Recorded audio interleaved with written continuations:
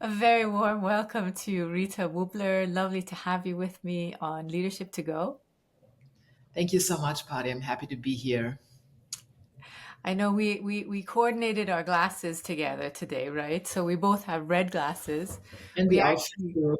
and the outfits too. Yes, yes. And why Rita is well, it's so special to have you on Leadership to Go, and I share a little bit with our listeners because I've known you for a very long time, and I don't even have track of how long, but we met at a CTAR conference where we were both members of this organization called the Society of Intercultural Education, Training, and Research, and I remember meeting you years ago there, and was always so inspired by you, by your wisdom, by your knowledge, and then of course we did this program called Personal Leadership PL together, and from colleagues we've become friends, and a very very dear friend. You're not only a mentor to me, a colleague, but a sister, and very very special. So it's such an honor to have you, to be able to interview you and hear your story and share that with the world. So really, I feel very privileged. Thank you for that warm introduction, Pari. I feel equally honored and warmed by your wanting to talk to me about this, my leadership journey in this framework. And I'm excited to tell you a little bit about my journey. So, Yeah, and I appreciate our friendship and relationship as well very much, professional and personal. yeah, thank you. And so, maybe just sharing a little bit of your background and starting, see what you feel comfortable, where you want to start. But I know you are German living in the US, and you went to the US many years ago. How did you decide to go there, and what happened that you stayed all those years? Yeah, good question. And I often lead with this phrase of I'm an accidental immigrant. I didn't really plan on staying in the US. I was part of a 2 year exchange program for young professionals sponsored by a big German foundation. And they said at the very beginning, don't try and stay longer. That's going to mess up our program. And so I'm like, I don't want to stay longer. 2 years is perfect. And so I came to this unknown city to me, Atlanta. Somebody had told me that it's very green, and they were right. It is very green. It's in the southern US, and it's grew from 2 million to about 6 in my time here, and it's coming up to my 40th anniversary next year. Wow. So, Wow. um, like life plays in interesting ways sometimes, and I started a business that's now been active for 35 years. I've built a big network of colleagues Mm, based here, but all around the world. I've had the privilege of doing very interesting work, and I'm still connected to my European roots very much as well. mm, So I think it's the journey of an immigrant that didn't plan on becoming one, but who mm. also had a lot of privilege. I'm very aware of that with my background. And yeah, it's been a really fun and interesting and windy journey. Yeah, it always is, right? I mean, Yeah. you never know how life is, what journey it's going to take. You use the word privilege. How do you see privilege? What does privilege mean to you? Well, my skin is white. I live in a very diverse culture here in the US. And without wanting to go into any kind of deep dive into politics, we're currently in times where skin color does matter and where you come from matters. And so, coming from a German background, Mm, I mostly get a very positive reception. That's a huge privilege. I'm able to communicate because I was able to learn English at a very early age, and so that's the kind of privilege I'm talking about that I have here, and I'm very aware of it and grateful for it as well. Having two passports is a privilege, two nationalities, and so mm, that's mm. what I was talking about. I'm referring to. And 40 years, Rita, wow. 40 Yeah. years of living. I came when I was five, obviously, right? As we know, as we can tell. But no, yeah. And being this accidental immigrant, how has that, I mean, the lessons from something like that. What do you take? I mean, immigration. We always hear immigration, and it's Hmm, such a loaded word. exactly, right. And Especially, yeah. and yet, I'd love to hear what you see in as an immigrant, and what your journey was. How was it difficult? How was it? When did you Yeah, integrate? When were you home, so to speak? yeah, well, of course, that could fill a whole day or more, but I'm going to try kind of to just pick out a few things. To me, it relates to a similar background of that of a what we call third culture kid. Mm, Like you came from your home culture, you left it, and then you entered a new culture. In my case, in my late 20s, and so I clearly have an accent.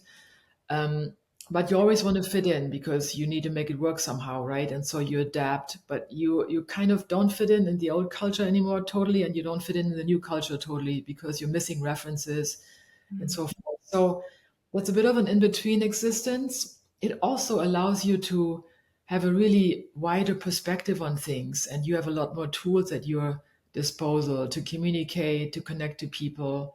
So it's a both and. It has its drawbacks, and sometimes you feel like you have to work twice as hard because mm, people notice an accent right away, and they always seem to land on that, and then that's all that defines you. But you also get to kind of move between different cultures and mm, enjoy and experience the richness of different cultures, and that's always been my focus. And my in the end, I've landed on that, and I've been so grateful for to be able to do that. mm, So it's a double-edged sword sometimes, mm. and I know that you can relate to that as well, having Mm. lived in different cultures as well. Yeah, and it also, hearing you say that, it makes me think of minorities and Yeah, how hard minorities have to fight. And then the lens that I was seeing that through was actually being a woman. yeah, With yeah, my background as well, a woman in Iran, in a paternalistic, very yeah. masculine society, and I see that for so many women in societies like that, but also in the corporate world, they work so much harder to just prove and show themselves. And I think maybe the migrant's journey is also similar in a way. Yeah, I think so. And in my case, being a consultant, building my own business from scratch, Mhm. a small boutique type firm, but we've been in business, been successful for 35 years. So, but I think there's tons of research out there that shows the difference in sort of, like you said, effort we have to put in as women, right? And pay and attention we get and access we have to people and to power. So it is definitely a huge difference. And it offers you a journey of resilience, a journey of Mm, coming up with creative solutions, with making connections in new and different ways. And I think that's always been one of my strengths, that I'm able to connect with people of many walks of life. I won't say all, but many walks of life, mm, because I've always been interested in people. I love people. That sounds kind of cliche, but I do find a genuine interest in getting to know someone, and mm. I'm a listener. I ask lots of questions, sometimes too many. They give me that feedback, you ask a lot of questions. So, well, that's kind of how I make connections. Yeah. And then the other thing that this brings up, the topic that we're talking about, is the question of home, right? Of Yeah. like, what is home? Where is home? I also lived in Canada for almost 4 years for a stint, and so I feel like I have three homes. My German home, a Canadian home, um, and also, of course, my current home, the U.S., where I've lived the longest now. And I once saw this definition: home is where you find yourself. Mm, And to me, that's kind of a truism. Home is where you feel like you can really be yourself, mm, feel safe. And so I'm very fortunate, again, privileged to have these three mm, homes, I feel. And mm. I work hard to extend that privilege to others and try and build bridges and do the Yeah. best and to be a bridge person. Yeah. Beautiful. The bridge person. I see so much of that in you. Rita, you talked about your journey of setting up your company, and you set up this as a solopreneur. you set up your business and you've run this for so many years, as you said, 35 years, I think now. Yeah. Why did you go into that field? Why did you like coming into the US, why didn't you just get a job somewhere? Well, well, I had a job somewhere. I had a job in a German consulting firm here in Atlanta, and my boss, who is still a mentor to me and very dear, he helped German businesses get started in the Southeast. That was his thing because he started the Chamber of Commerce, the German American Chamber of Commerce. And so I got introduced into the sort of the bilateral business environment through this work. And I worked there for almost 4 years. And then I saw an article, literally speaking, in a newspaper about women that had started a business to help people get acclimatized culturally after they moved to a different country, mostly as expat spouses. And I thought, oh, that looks interesting. And I had a friend at the time who had just returned from living and teaching and working in Munich, an American friend, psychologist. And so we thought, oh, this would be a good business idea. Look what these women did in, it was, I think, Chicago. So we did more research and started our own little company called InterGlobe. And that's what I'm still working out of mostly. I've done some other things now as well. But I think it has to do with my background, being curious about this new culture I was entering and trying to understand it better and wanting to help others Mm, to make the adjustment, smoother and more easy for them. And so that's how it all came about. And I'll always been interculturalist. I think that's the term we use, intercultural communication, yeah. because that's kind of my home base. And it's served me well, and it's put me in touch with you and many other people who are in a similar Mm, situation to mm. this day. And I really value that part of my professional and personal background.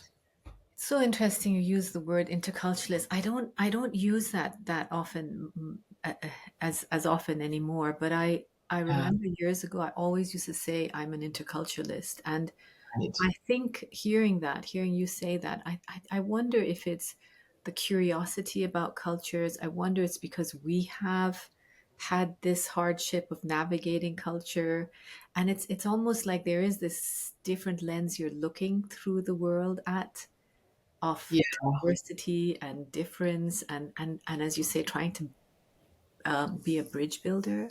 What Yeah. does interculturalist mean to you?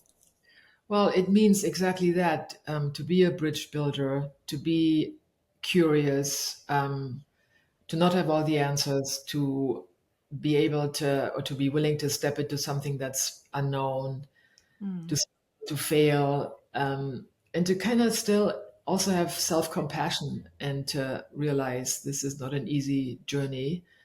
It sounds maybe somewhat glamorous at the beginning, but then you realize, oh, it's not that easy, right? And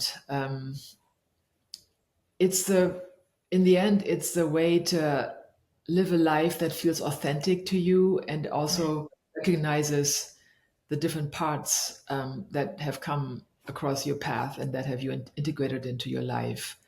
mm, um, and in my case, when I go back to Germany, home, one of these homes, I often hear people say, oh, you don't have an accent. And I'm like, why would I have an accent? I try hard not to have an accent in my German, that is, right? And so it's also to acknowledge and to respect all the different parts and kind of not keep them apart, but let them each stand on their own and be mm, authentic to each of those mm. different cultures. Yeah.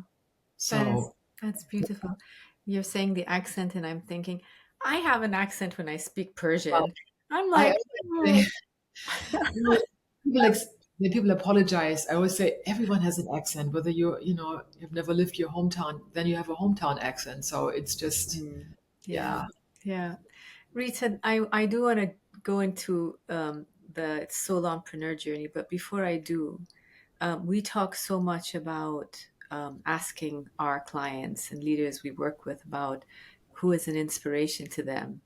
But I'd love to hear from you. Who inspired you to do all of these things, to pick up at a young age and go to the US, and to be so brave and courageous and resilient?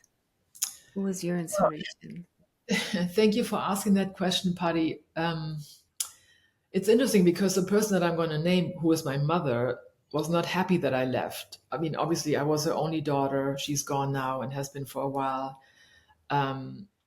and she was my inspiration, although she said, do you really have to stay there? And then when she came to visit me for the first time, she was more at peace because she saw that I'd found a life here and I'd, built a community, and she really enjoyed coming to visit the few times that she did come. She wasn't really a traveler, but she did make it, I think, 3 or 4 times over here. So um, it's let's see, I'm just lost my. Oh yeah, so my mother, the resilience part. That's what I was gonna try to connect back to in my head.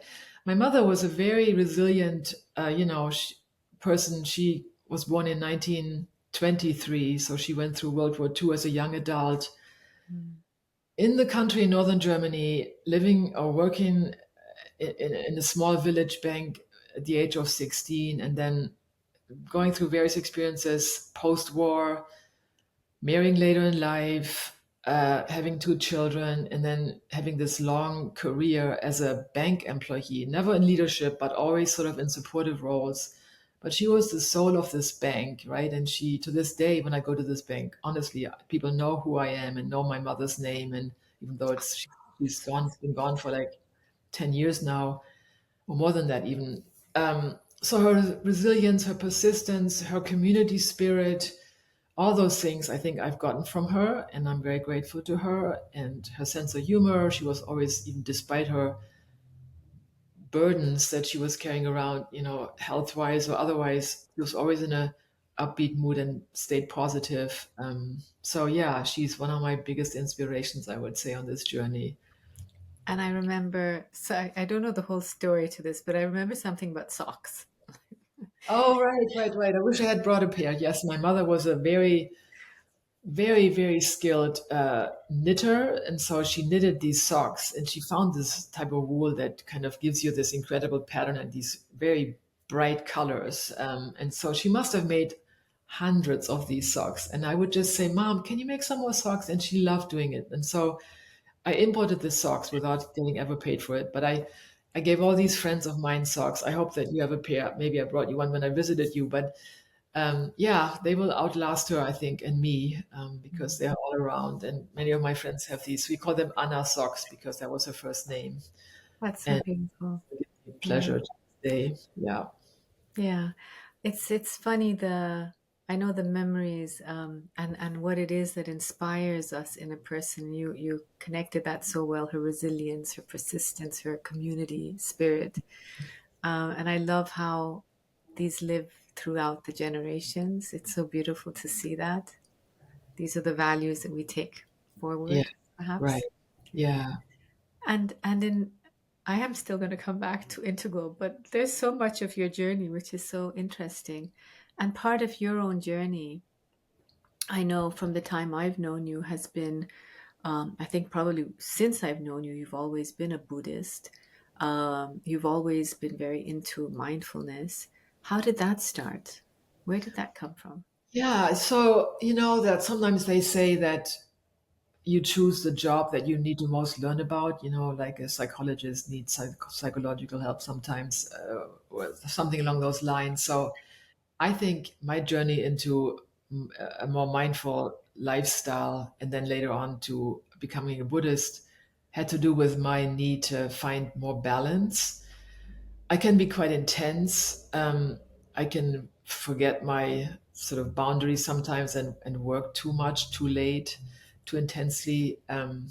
So I think that gave me a natural way of kind of slow down. And that's been always my motto. How do I slow down? And I don't want to slow down, but I do need to slow down, and I want to slow down in the end. So, um, and then when I lived in Canada, I lived in Nova Scotia and Halifax, which is sort of a center of a certain branch of Buddhism called Shambhala Buddhism. And I met a lot of people who were who were on that path, and also were practicing leadership in that kind of Buddhist kind of way. Authentic leadership in action is what we called it, or was called Alia at the time. So that inspired me. And when I returned from Canada, I fell right into our local Buddhist Shambhala center here. And I've never turned back. And I joined the board recently, and I'm involved in a strategic planning process that we're doing, helping with that. So it's become another kind of home for me, for sure. And yeah, I'm still practicing every day, and then I slip off and make to do too many things or pack my schedule too full, and then I remember, okay, I can just go back to the more mindful way of life, and that's what Mm, it's all about. Always returning, not trying to mm, blame yourself for slipping. That's everybody does that. mm. And it's a way of life, right? It's something that it's not just a fad. It's just the Oh way. yeah, no, it's actually hard work, right? To being to actually have an intentional mindfulness practice is takes some discipline. It takes willingness to to return over and over and over again, and to Mm, put in the time, sort of, that you sit in meditation or in some sort of practice. There's many forms of meditation, not just sitting on a cushion, but mm, prayer is one form of meditation. And that led me to teaching it, right? So since 2017, I've added mindfulness in the workplace as one of my yeah.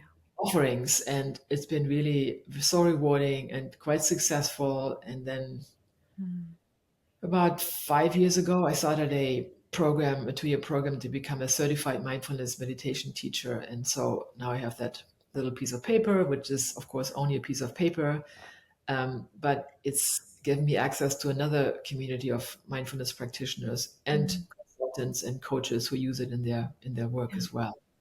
And part of your journey in InterGlobe, when you started that, you started more in that sort of intercultural, cross-cultural Yeah. space. How has that evolved as you have evolved?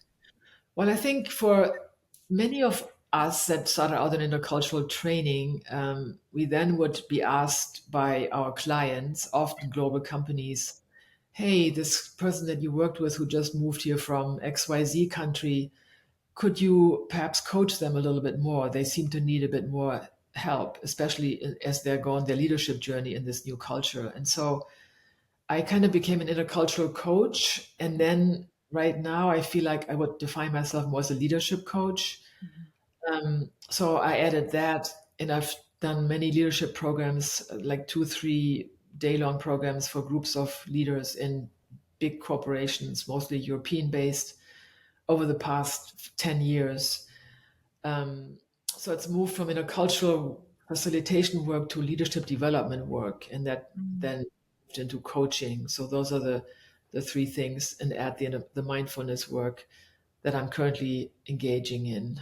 And I love working with leaders. I love working with leaders one on one or in groups. mm, So many leaders these days have a very tough time because times are challenging. So much is demanded of them, and it's hard to kind of bring your humanity to the desk, to the office, to the screen. yeah. So I think our work gives them a way of respite, of calm, of grounding, of kind of reflection, and that's, I think, why I like coaching so much.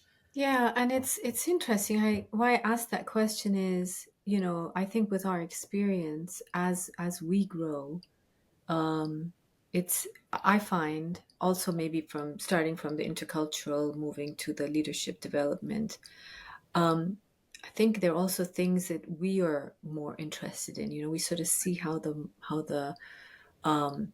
not necessarily the market, but how things change and develop, right? How the world is changing. And I guess it's always how do we have impact? Where Yeah, is our impact? And I think it's partly that. And recently, everyone I've been talking to, many of the leaders I've talked to, whenever I ask them, why do you do what you do? Why do you put yourself under this? And the first answer is always impact. It's where yeah. I can have the greatest impact. And I think that's also our work. Where Yeah. do you have the greatest impact? I think, again, like you said, we develop over time, and I think so. I've kind of left the stage work behind now, and I feel now my impact really is in the one-on-one space more, and especially since COVID, um, I work almost exclusively online now, and I think you can create a space that's quite intimate. I've recently worked with a leader in a federal agency that's been somewhat under attack because of what they do, and they had their job is really very, very challenging at the moment. Funding is being cut. Their teams are scrambling. They are asked, to even reduce headcount all the time. So to give them a space where they can vent on some days, where they can dream on other days, where they can just try to think of ways to create an environment for their teams that is still, nurturing, where they feel like they don't have to just, be the tough boss. Mm. Can also be focused on development of their teams and so forth. So that's what I really enjoy. But I think I have the most impact. And also, sometimes you need to ask the hard questions, and that's also what brings out the best in a leader. And they are grateful sometimes. Yeah, I didn't think when you asked that question, I was a little bit taken aback, but in the end, it helped me come to a new view of something, a new perspective. Mm. And sometimes my German correctness is helpful because I don't need to be liked. I mean, of course, we always get a little bit. What is the word I want to use? Drawn into this kind of wanting to be liked as a coach, but that's not my job. My job is to serve my clients in their leadership journey, and Mm. so Mhm. giving hard questions sometimes Mhm. is helpful to them. Mhm. That's what have impact. And it's the number of times I've always heard this from clients saying, "Don't sugarcoat," and they Yeah, get a lot of yes men around them. So don't sugarcoat. I need you to yeah. to just give it to me straight. And Um, then, if I may, one more, and then the other thing I think where I can also have impact is to show them that what a balanced life does look like, despite of what I said when I sometimes fall off the wagon, so to speak. But practicing mindfulness, practicing, and you mentioned this before, personal leadership, right? Knowing when to step back, knowing when to kind of take some time out. That's another living this by example, I think, and by showing them this is what you can also do as a leader, even though if you only have 5 minutes in an hour or in a meeting, that you can still take time to breathe, close your eyes for a second and just kind of recollect yourself. So that's another way I think that's important for me to show my impact. Mm. Rita, I know we have a lot more to talk about, but we only have like 2 minutes.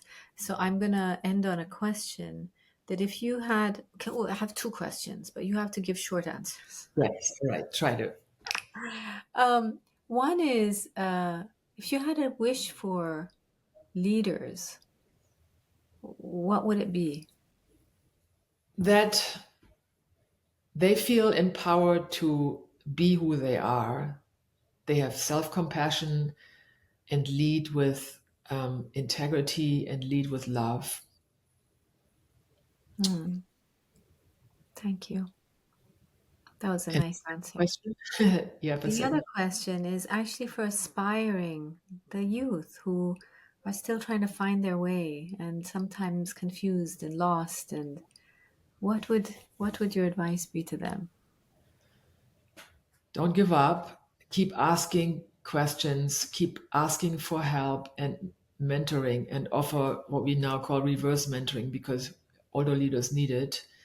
Um, Build a network and do good follow up. Sometimes, I get a lot of calls and requests for advice. How did you do this? What is your journey like? And then I give it, and but then sometimes there's no follow up. And I think being a good communicator in this instance is very important in this world of overload with information, and you lose each other so easily in the social media space.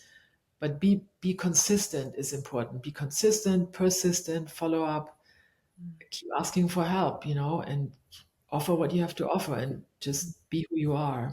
That sounds Mm, kind of cliche, but I think you know what I mean. Authenticity is important these days. And find your niche is another one. yeah, Even if it's small, it's better to have a niche than not a niche for sure. yeah. And I love that you say ask for help. I think that's one of the things we always think we can do it. We should be doing everything on our own. And it's Yeah. yeah. One of my teachers said once, or leadership gurus, we seem to always have two jobs: to do our regular job, and then the other job is to look good, right? So how can we minimize that second job and turn it into something that's more authentic? Don't look good, but look like yourself. Yeah. That's hope for. Yeah. Oh, well, this was so amazing. Thank you. I loved it. I really appreciated spending this time with you. And thank you for sharing all of this, these insights. I do too, Pari. Thank you so much for inviting me and for asking me Thank very you. inspiring questions. Thank you. And best to you and all of you who are listening. Bye bye. Thank you. Welcome to Leadership to Go. My name is Pari Namazie. I am an executive and leadership coach and the managing partner at UNEPA. Join me as I explore leadership insights from all walks of life.